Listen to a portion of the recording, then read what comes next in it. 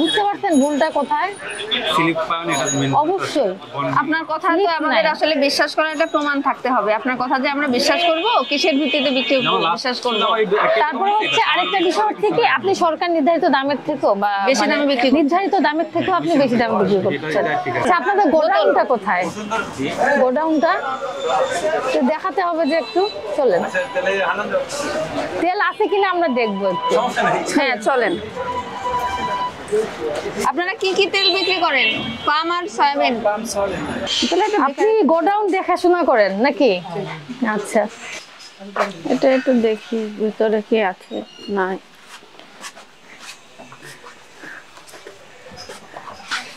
Godown তো বড়। কিন্তু খোলা তেলের আপনি দাম কত বিক্রি করছেন লিটার, পার লিটার?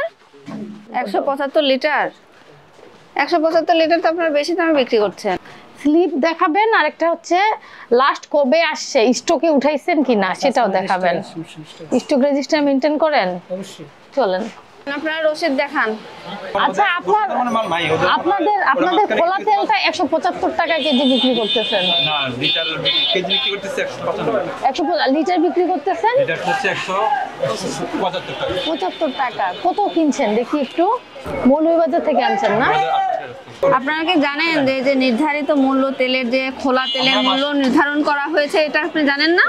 বোতলের তেলের দাম আর আপনি তো একই বোতলের তেলের দামেই বিক্রি করছেন খোলা তেল। আপনি 175 টাকা লিটার বিক্রি করছেন না খোলা তেল? এখন খোলা তেল যে দামে বিক্রি করছেন, বোতলের তেলও তো পার লিটার 175 টাকায়। তাহলে খোলা তেলের মান আর বোতলের মানেও তো অনেক ডিফারেন্স থাকে। এবং সরকার যেখানে নির্ধারণ করে দিয়েছে 157 টাকা পার লিটার, আপনি তো জানেন, এটা জানেন না? দেখেছেন না?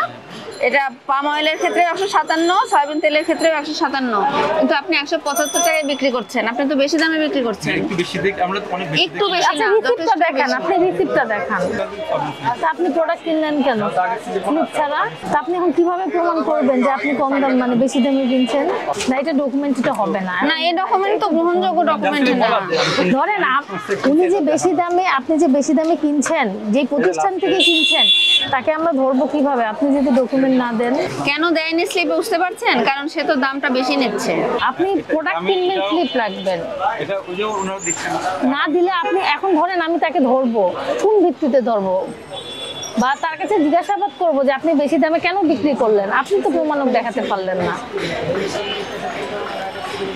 আপনাদেরকে তো আমরা সবসময় বলি প্রোডাক্ট কিনবেন, স্লিপ রাখবেন।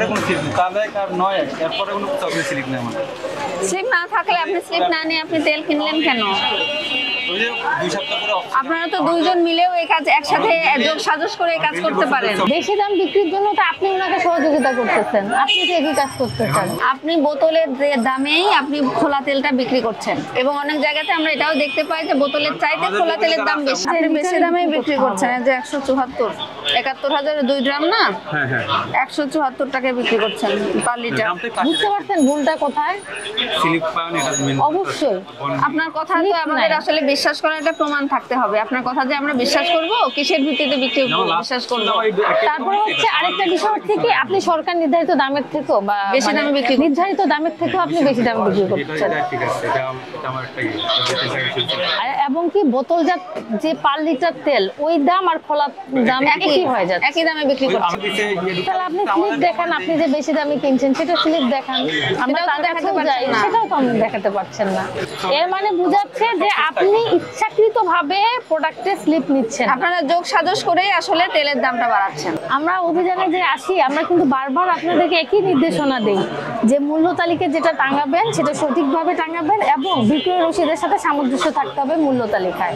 আরেকটা হচ্ছে যে আপনি যে কিনেছেন তার ক্রয় রসিদ সংরক্ষণ করবেন, আমরা যেন আসলে সঙ্গে সঙ্গে দেখতে পাই আপনার বিক্রয় মূল্য ক্রয় মূল্য সামঞ্জস্য আছে কিনা, সেটাই আমরা দেখব।